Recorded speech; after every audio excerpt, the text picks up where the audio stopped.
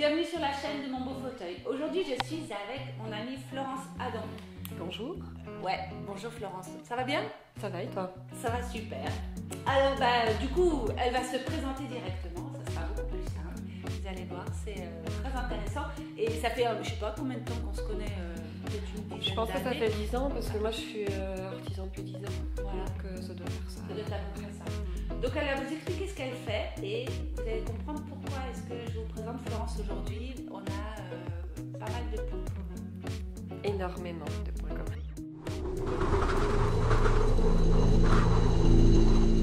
Alors Florence, qui es-tu? Alors, moi je suis Florence Adam. Je suis graveur d'ornements à la main, au burin, depuis 10 ans, du coup, depuis 2009. Et je donne aussi des cours de dessin depuis environ les débuts, je pense 2010, pas très longtemps après la création de l'entreprise. Je me suis vite rendu compte que je pouvais aider les gens et que ça m'intéressait d'aider les gens à développer leur potentiel créatif par le dessin. C'est totalement résonnant par rapport à mon métier parce que 50% de la gravure, c'est du dessin. Je forme aussi à la gravure mes élèves et je leur dis attention, le dessin dans la gravure, ça fait partie intégrante de la gravure. Quand tu dessines ton projet, il faut que tu penses à ta gravure. Et du coup, si on ne sait pas dessiner, autant ne pas graver. Donc en fait, ça fait un moment que tu donnes des cours. Oui. Et tu donnais des cours en atelier, mais maintenant, ce qui m'intéresse, et en fait ce qui est pour moi assez rigolo, c'est que on s'est rendu compte que chacune de notre côté, on s'est mise à faire de l'enseignement en ligne, Oui. à distance. Et du coup, je voudrais que tu me dises, pourquoi est-ce que tu as commencé à faire les cours en ligne? Qu'est-ce que ça t'apporte? Qu'est-ce que ça a de différent? Pourquoi en ligne? Que les cours en présentiel? Bah ouais. Alors, donc j'enseigne depuis 10 ans. Il faut savoir que pour monter un groupe en dessin en présentiel, ça met 2 ou 3 ans pour avoir un vrai groupe. Enfin, moi, j'ai du mal au début. J'ai 4-5 personnes. Et puis pour arriver à 10 personnes qui viennent toutes les 2 semaines, le soir, apprendre le dessin, parce que c'est sur toute l'année. C'est pas des stages de 2 ou 3 jours. Ok, comme chez c'est Cécile. des cours récurrents comme C'est ça. des ok. cours bimensuels où tu viens le vendredi soir, un vendredi sur 2, de 18h30 à 20h30. Donc pour avoir des gens qui s'engagent sur tout un trimestre, alors au début je disais, de toute façon moi je ne vais pas faire comme les autres, je veux que ce soit vraiment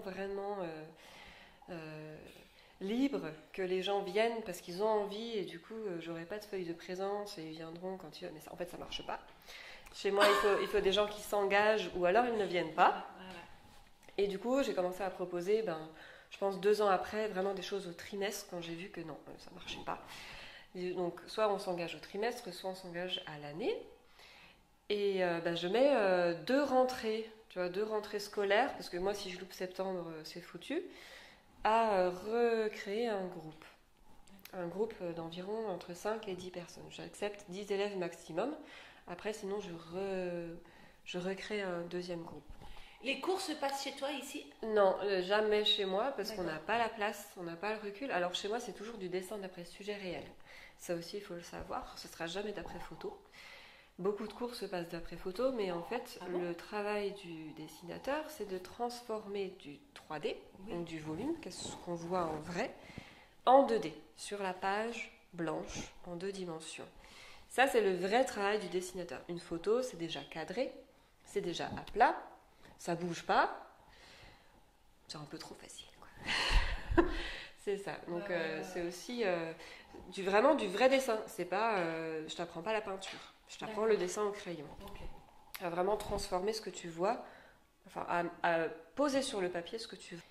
Et du coup, il faut des gens qui me ressemblent un peu aussi, qui soient cool, calme, qui n'ait pas envie de faire plif plaf la bonne peinture, et qui n'ait pas envie, qui comprennent aussi qu'il faut faire ses gammes, qu'on n'arrive à rien sans avoir un peu travaillé avant, que c'est pas spontané. Enfin, on ressort du premier cours, on a fait tous, alors je leur donne tous le même premier sujet Les 5 premiers cours, c'est toujours la même chose, c'est Maxime l'hippopotame. On peut te le mettre en photo peut-être là à droite. Très bonne idée, je ne sais pas qui c'est celui-là. Et il s'appelle Maxime parce qu'il a été prénommé comme ça par un de mes élèves qui avait 7 ans. D'accord, ok, voilà. d'accord. Et tout le monde passe par là. Et tout le monde ressort à la fin du premier cours en étant étonné parce que tout le monde va me dire alors je me mets au dessin, mais je vous préviens, je suis nulle. Je me mets au dessin, ça fait 10 ans que j'ai envie de me mettre au dessin. Je dessinais quand j'étais petite, mais ça va pas du tout. Hein. Je vous préviens, je vais vous demander du boulot, mais alors du boulot quoi. Et moi je leur dis pas de panique, on va prendre les choses les unes après les autres, je vais te donner toutes mes astuces. Et tout le monde ressort à la fin du premier cours avec Maxime dessiné, correct. Ouais. Tout le monde est étonné du coup, et c'est spontané dans ce sens-là, où on a déjà sorti un premier dessin au bout de 2 heures, mais il faut retravailler ça, il faut continuer en fait à faire boule de neige, et c'est un peu comme dans la musique, le dessin. Il faut s'entraîner, puis on a toujours une marge de progression. Pour résumer, si tu es plutôt dans la pâte à modeler, tu vas chez Cécile, tu es dans le volume. Si tu es plutôt dans le 2D dessin, alors tu viens chez moi. C'est pas une question de niveau 1. Si tu es plus attiré par le dessin mais que tu es nul, tu restes chez moi. Si tu es plus attiré par la pâte à modeler et que vraiment le dessin ça te parle pas, alors tu vas chez Cécile. C'est vrai, c'est marrant ce lien avec la pâte à modeler que tu dis, parce que c'est vrai que la tapisserie, c'est vraiment du travail en volume et de la sculpture de volume. Je pense que tout le monde peut apprendre à dessiner. Oui, j'en suis sûre. D'accord. Oui, j'en suis sûre. En fait, c'est une façon d'apprendre à observer. C'est pas une question de main. On pense le coup de main, etc. Mais la patte, oui, c'est ce dont on parlait. Depuis le début, on a une patte. Parce que, en fait, c'est nos tripes. Et que quand on voit nos tripes sur la table, si on ne s'aime pas, alors on n'aimera pas notre dessin. Donc c'est la tolérance envers soi-même que je veux qu'on développe. Et par ricochet, la tolérance envers les autres. Mais ça, moi, je t'aide à déterminer quelle est ta patte et quelles sont tes erreurs. On croit que la patte... Enfin, on croit qu'on a fait beaucoup d'erreurs. Par exemple, toi, tu vas faire un dessin... Qu'est-ce que tu appelles la patte? Par exemple, tu vas faire un dessin très esquissé, très... Qu'est-ce que c'est un dessin esquissé? Tu sais, c'est un peu brouillon, quoi. Ouais. C'est un peu... les traits sont un peu flous. D'accord. Et par contre, moi, je vais faire un dessin très soigné, tu vois, très... au cordeau. Tu veux dire, c'est ça le style, en fait. C'est ça que tu appelles la patte, voilà. C'est la différence de style, en fait, qu'on peut avoir. Ok. Oui, c'est pas la pâte, l'accent, c'est la patte. La main. D'accord. Mais pourtant, le dessin, ça n'a rien... Enfin, c'est pas une technicité dans la main. C'est surtout apprendre à observer. Parce qu'en fait, ce sont tes yeux qui vont te dire quoi dessiner. Et si tu sais pas où regarder, si tu sais pas quoi comparer, si tu sais pas comment cadrer, alors ta main, elle te sert à rien. Mais quand tu dis c'est une tolérance envers soi-même. Oui. Ça m'intéresse vachement, je voudrais que tu développes. Le truc, c'est pour moi, ce qui est important, alors, il faut peut-être aussi que tu saches que je suis en transition totale de redirection de mon entreprise. C'est-à-dire que je veux vraiment me concentrer sur le dessin, sur l'enseignement du dessin, et plus graver. En tout cas, plus faire de création en gravure, pour des raisons environnementales. D'accord.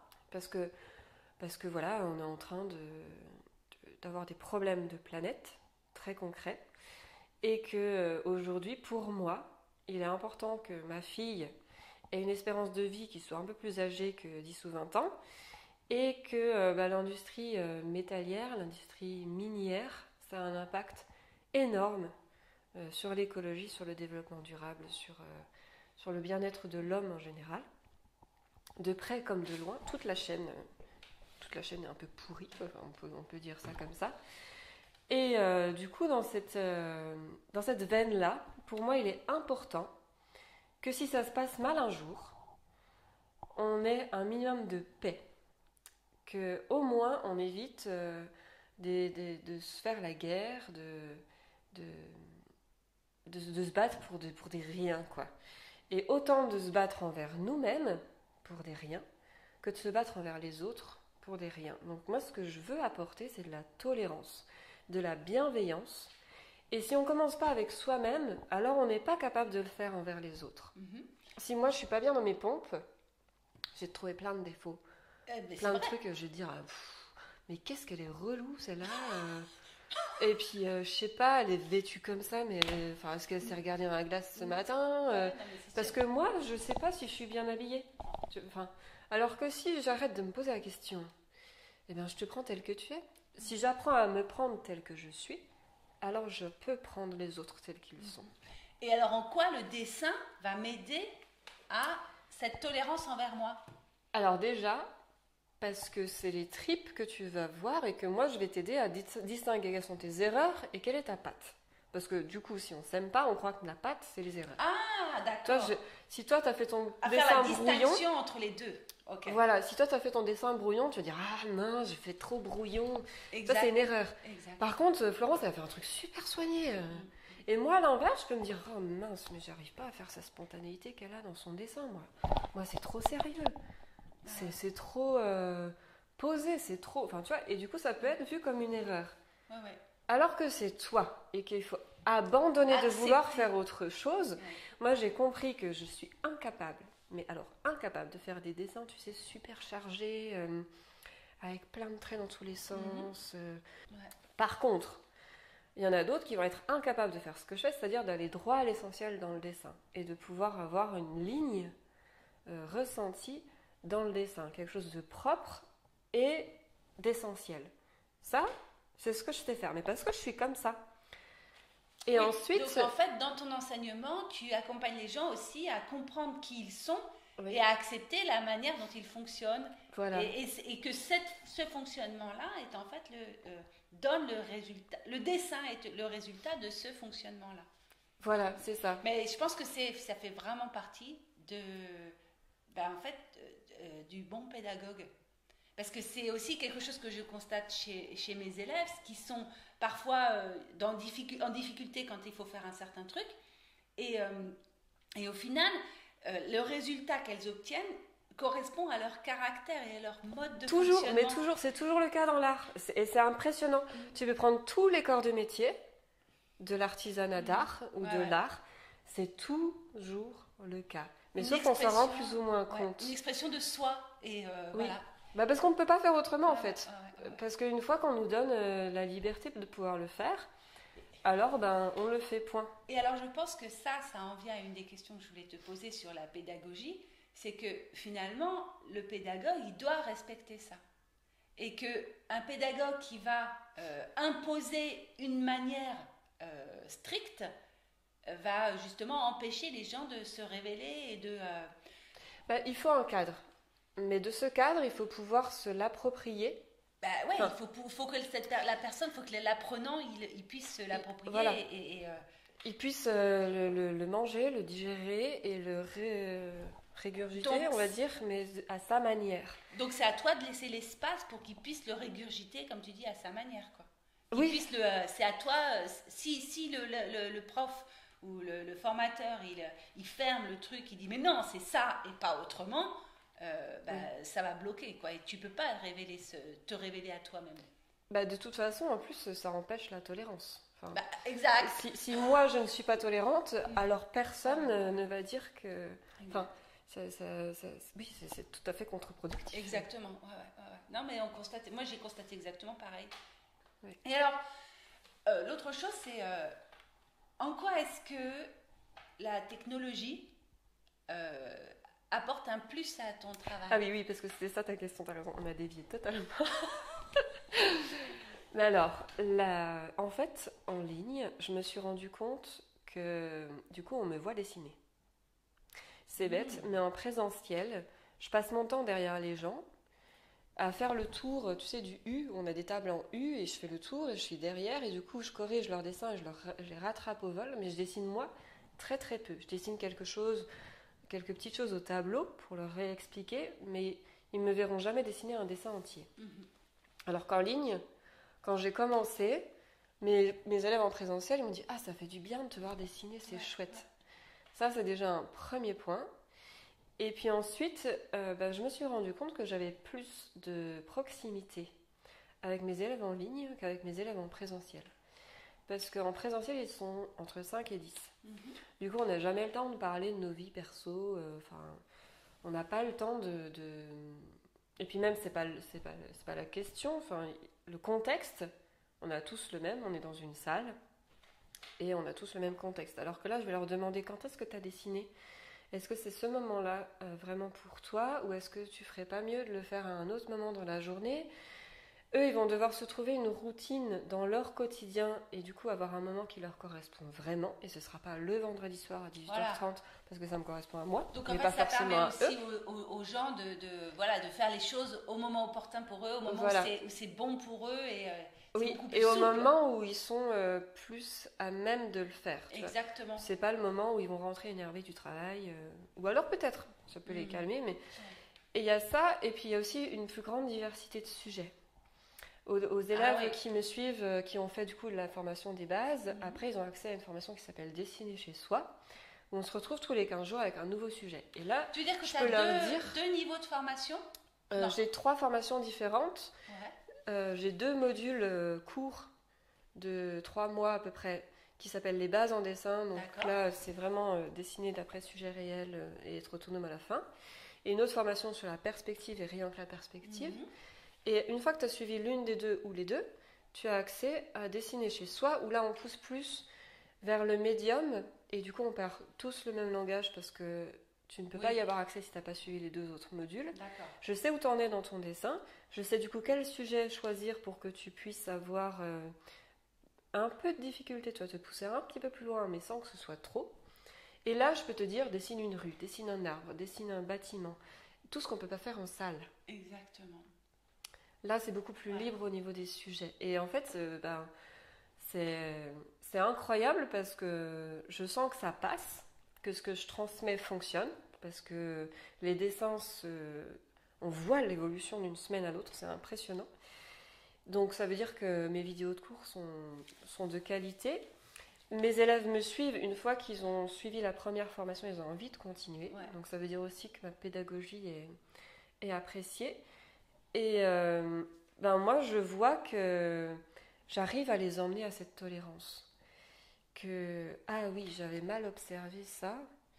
Du coup, ok, ça marche. Je prends note pour la prochaine fois. Et c'est ça aussi, tu vois, là. En fait, c'est quand tu es arrivé là, tout à l'heure. Moi, je me suis dit, d'accord, elle est en bleu, tunique, robe noire, tu m'as analysé comme ça? Lunettes avec un petit truc violet, là. D'ailleurs, c'est bizarre parce que c'est pas le même bleu. Et du coup, t'es pas dans le truc... tu sais qu'en fait, on apprend à observer, donc on devient très observateur. Et aussi, des petits signaux que ne voient pas les autres. Ouais. Enfin... tu as peut-être... T'as dit que t'allais dire un truc. T'es pas dans le truc. Ouais, ou t'es pas... Tu sais, quand tu vois une personne qui n'est pas bien, t'as pas envie d'aller la voir. Oui, c'est vrai. Moi, je vois qu'elle est pas bien et je vois comment elle est pas bien. Moi, tu m'as trouvé pas bien? Non, c'est pas... Non, alors non. Mais pour te dire que, tu vois, je vais voir si la personne, elle est décoiffée. Ok, ça t'aide en fait. Si elle est fatiguée. En réalité, tu dis que le dessin, ce travail sur l'observation, dessiner, apprendre à regarder, te permet aussi de développer la compréhension du monde autour de toi. Et complètement, oui. Et ça, on me le dit d'ailleurs, mes élèves me le disent, je vois le monde différemment, maintenant je comprends mieux. Et tu vois, plutôt que de me braquer si tu me dis un truc pas diplomate, je vais me dire, non mais en fait elle est fatiguée. Voilà. Donc c'est bon. Parce que j'aurais vu que tu es fatiguée avant. Et aussi quand moi je suis fatiguée, parce que c'est compliqué de voir que les gens sont fatigués quand soi-même on est fatigué. Ouais. C'est la même chose si on est malade, on a du mal. Tu en parles dans ta formation à tes élèves? Non. D'accord, ok. Non, mais par contre je les emmène vers ça. D'accord. Et enfin vers ça, je les emmène à la tolérance envers eux-mêmes, à ceux qui sont un peu, tu sais, les précautionneux qui prennent les choses. Et je leur dis, jette-toi un peu plus à l'eau là. Stop, arrête de raisonner, commence à donner de l'élan à tes dessins et à te faire confiance. Et c'est quand je dis te faire confiance, toi ça résonne avec la tolérance, mais fais-toi confiance. Toi, je suis sûre que Perrine, tu te reconnais si tu nous regardes. Fais-toi confiance, Perrine. Arrête de te poser trop de questions, ça sert à rien. Ouais. Fais confiance à tes yeux avant d'analyser tout ce qu'il y a. T'as pas besoin d'analyser beaucoup, il faut surtout observer. Tu as une chaîne YouTube sur laquelle il y a, je vous conseille d'aller regarder, hein. Il y a énormément de vidéos où elle vous montre comment elle dessine des tas de choses. Oui, je sais plus combien j'en ai, mais j'en ai, je C'est pense, une énorme. centaine. Ouais, c'est énorme. Plein. Je sais pas, t'appelles ça des tutos? T'appelles ça comment? Ah, j'aime pas le mot tuto, Moi non plus, c'est pour ça que je te pose la question. Pour moi, c'est des vidéos gratuites. Voilà. Et Je alors, parle quelle est la différence entre ces vidéos-là et celles qu'il y a dans les cours?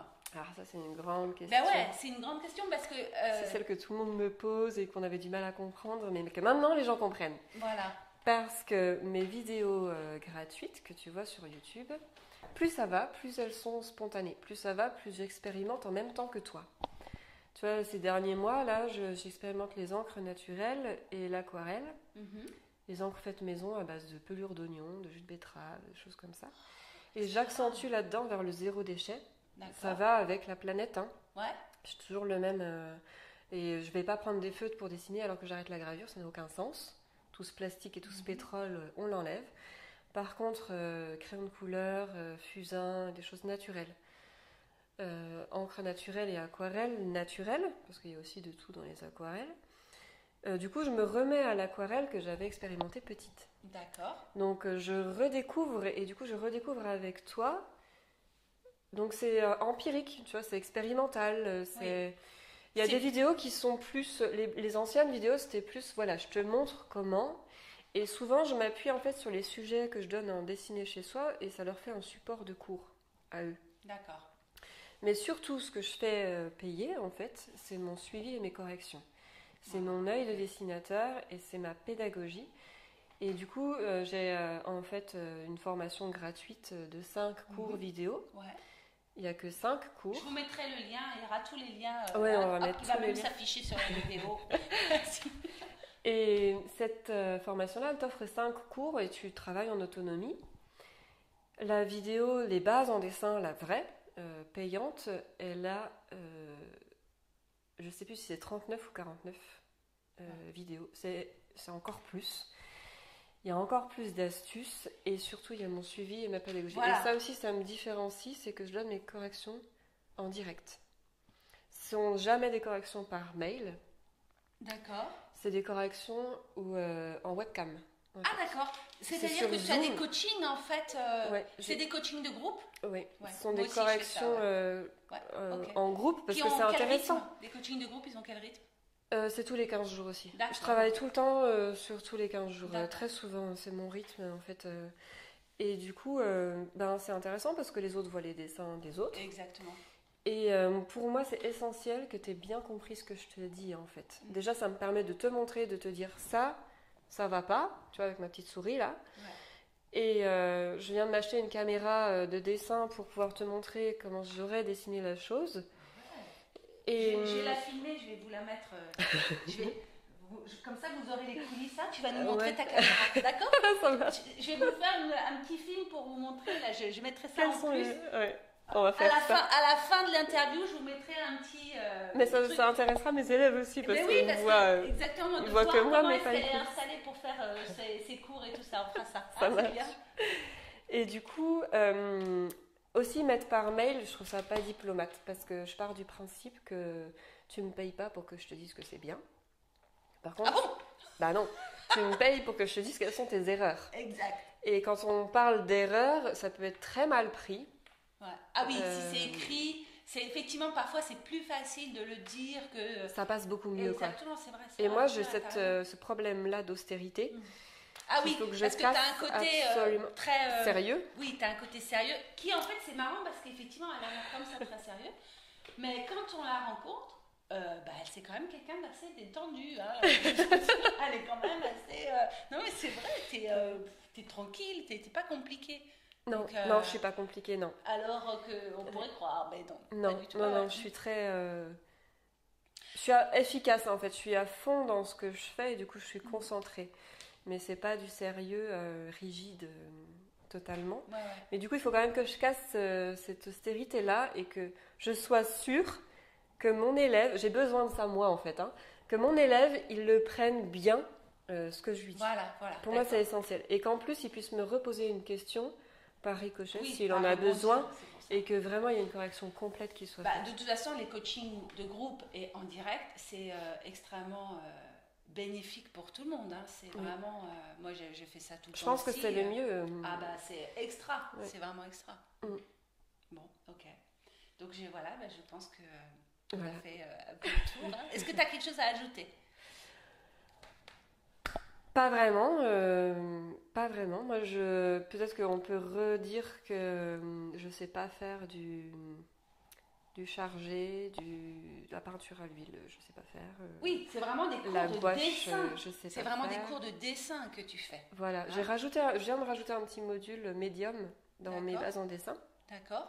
Où là, il y a c'est-à-dire alors les chapitres des médiums. Les médiums que je peux t'enseigner, c'est le pastel, le crayon couleur, le fusain. Mais ça, c'est du dessin. C'est des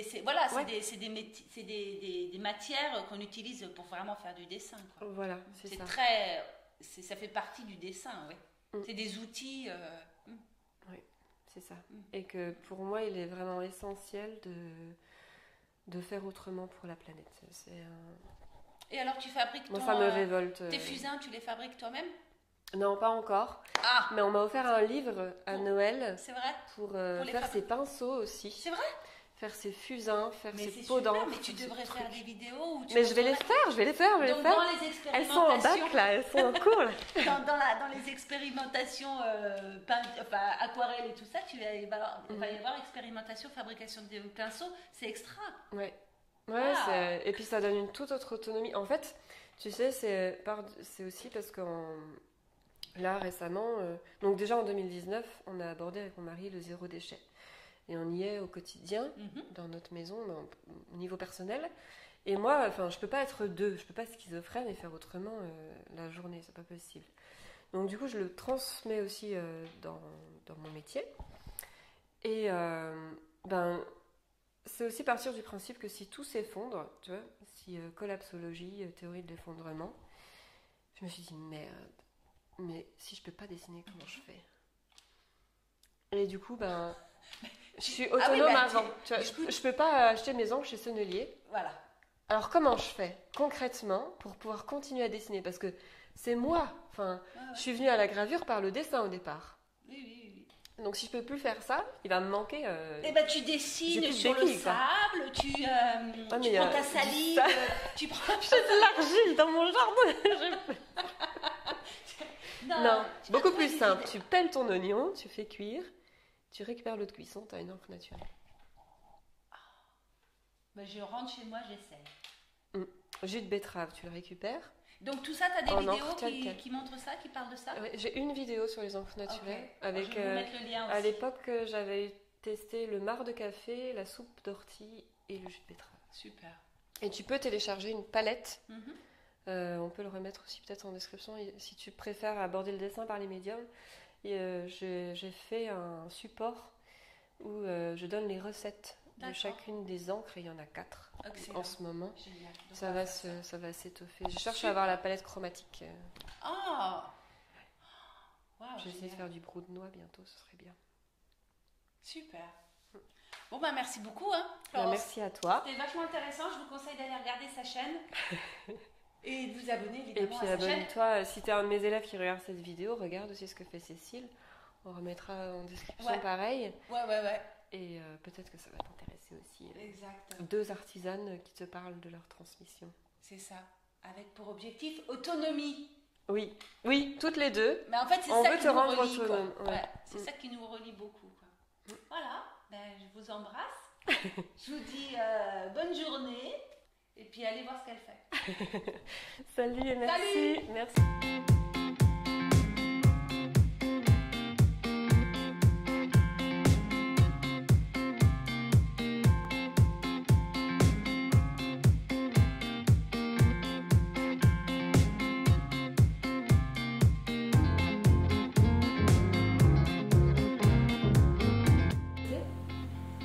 Et je choisis la caméra si je veux être en... Assieds-toi sur ton bureau. Si je veux être en webcam, Tu vois, là, je prends la Logitech, là, on me voit. Ouais. Et je peux switcher. Tac. Non, très bon dessin. J'ai un zoom aussi. Zoom. Si je peux voir. Tu vois, c'est à ça que ça sert. C'est extra.